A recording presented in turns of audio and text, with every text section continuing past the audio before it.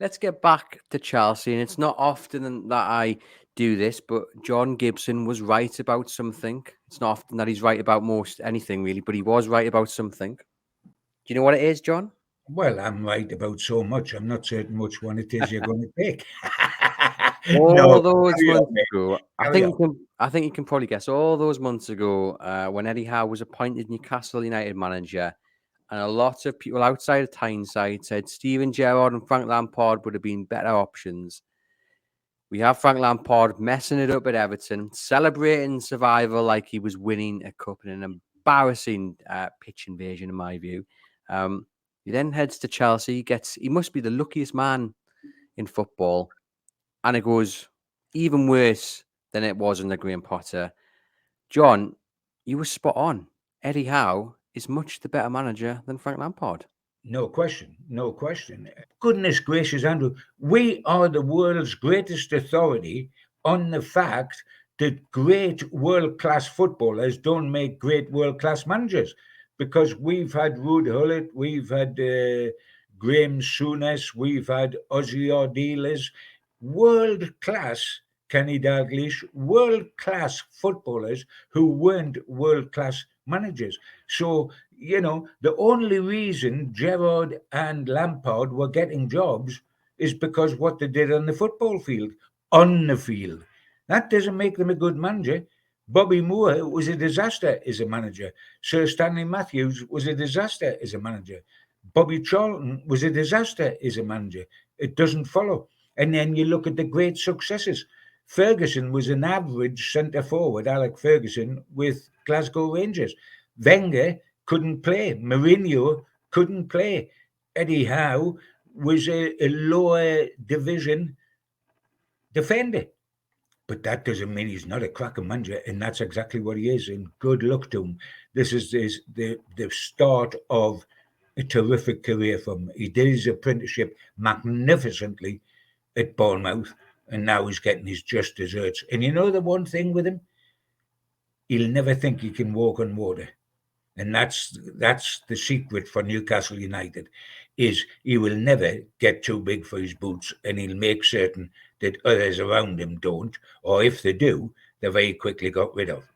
Yeah, very modest. I mean, Lampard's record at Chelsea as caretaker: 9 games, 1 win, 1 draw, and 7 defeats. I mean, I know it's a mess at Chelsea, but that still is a pretty poor record. And Potter would have done better than that. yeah. And do you know what? Obviously, they're going to appoint. It looks like Pochettino in the summer. So Lampard though will want to go out in front of his set of fans with a win, with a big performance. I just can't see it happening. For all Newcastle United might have one eye on the summer, and it'll be a very small bit of that eye because, as we said, Howe's standards are set so high.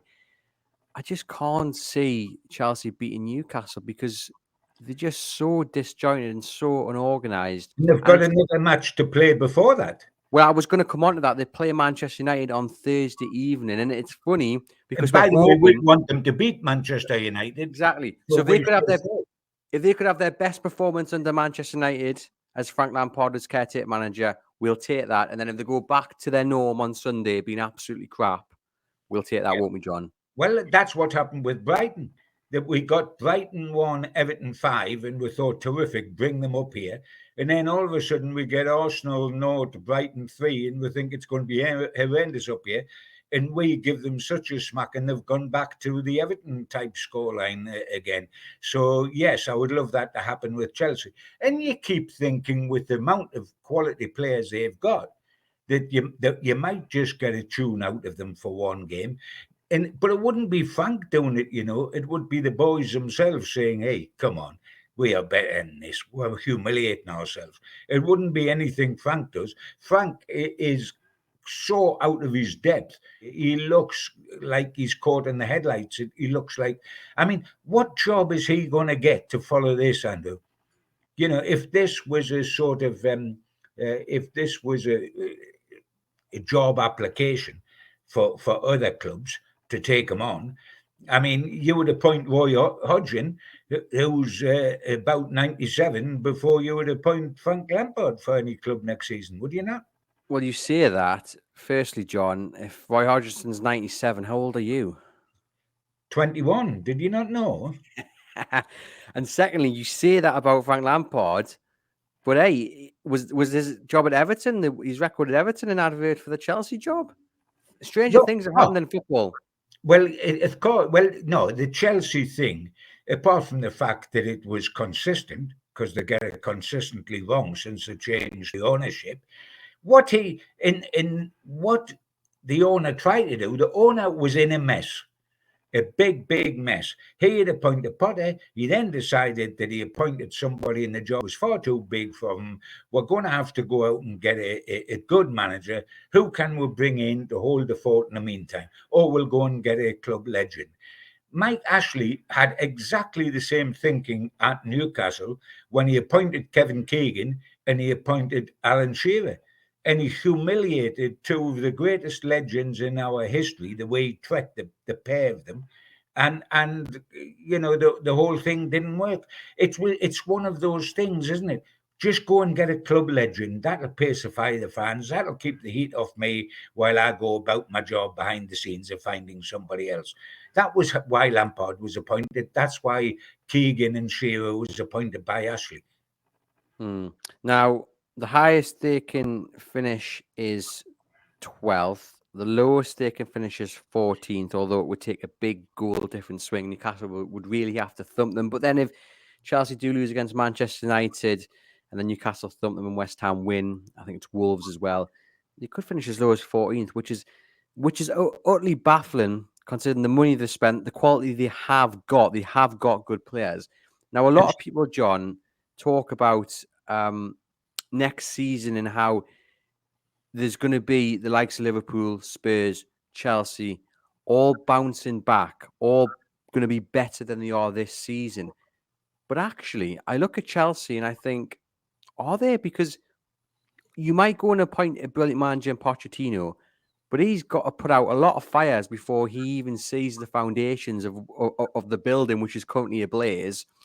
And then I also feel I would like to see his contract because it's going to have to be watertight and it's going to have to say something like, I sign the players, you, Mr. Bowley, do not come anywhere near the transfer list. It's up to me who I want. You just sign the checks, because I have a little bit of feeling we might just see exactly the same kind of scattergun approach in the transfer market.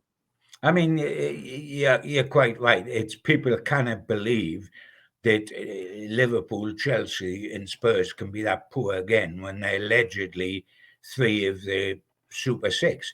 And I can follow that thinking. I think Liverpool is the best bet of those three to be able to come back next season with an astute summer and they mounted a bit of a charge at the end of the season there. I think they could come again. But we'll talk about Spurs being this and that and the other. They don't win things, and they had Pochettino and didn't win a trophy. They got very close. They finished runners up in the Premier League and they got to a Champions League final, but they didn't win anything. We got close under Kevin Keegan and Robson, but we didn't win anything. Eddie Howe's getting close now, but he's got to win something, and I think he knows that. When he wins something at Newcastle, he immediately moves above two legends like Kevin Keegan and Bobby Robson, and he goes alongside Joe Harvey. If he goes on and wins a second thing, he stands above them all. That is the incentive for Eddie Howe. But right now, I think I'm looking at the entertainers that I saw with Kevin Keegan. The future looked so bright. We played on the front foot, not the back foot. We made brilliant signings. None of them failed. This is a replica. What I'm looking for, and I'm certain we'll get it, is Newcastle this time to go on and win things. You don't want to come out. I mean, I'm so proud of the entertainers and the very small part I played in that as a member of the Magpie Group, but I'm so sad that we didn't quite win something. We had two runners up in the Premier League. It was the remnants of the entertainers that went to the 98 and 99 cup finals, but we played Champions League, etc., but never actually put that silver pot on the table. I'm very anxious for Newcastle and Eddie to do that sooner rather than later. And that's the refreshing thing about Eddie Howe. He was asked about the achievement of qualifying in the top 4 after the Leicester game, and he said, "Well, I haven't won anything," and that's the refreshing thing. He knows what he has to do. He's always looking to improve, and I'm just looking forward to the future.